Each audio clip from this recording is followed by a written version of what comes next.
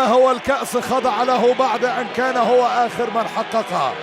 كريم بنزيما يصافح جمهور ريال مدريد المتواجد هنا في أرضية الملعب، وما أروع هذه اللقطة مع هذا المشجع الصغير. هنا يصافح الجميع من الحضور المتواجدون هنا في أرضية الملعب.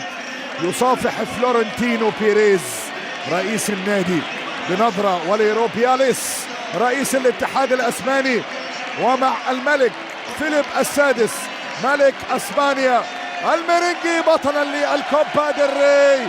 ريال مدريد باستحقاق هنا في واحدة من اروع المباريات، هنا في النهائي، هنا في اللاكارتوخا. الريال استحق هذا التتويج، ويعني حديث ما بين انشيلوتي وما بين ايدير ميليتاو.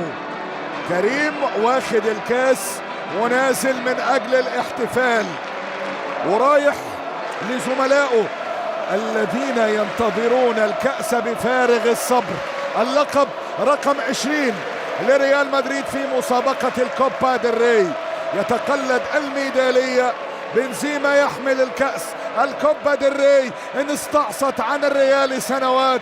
الريال الذي يحقق البطولات ولا يمل، الريال الذي يرفع قيمة البطولات ولا يكل ولا يمل. وفي لحظة رائعة بنزيما لريال مدريد، كامبيوني دي ميرينجي، كامبيوني دي ميرينجي. ريال مدريد بطلا لكأس الكوبا ديل ري. على هذه اللقطة وعلى هذه الفرحة، الذهب لا يأخذ إلا الذهب، وريال مدريد من ذهب خالص.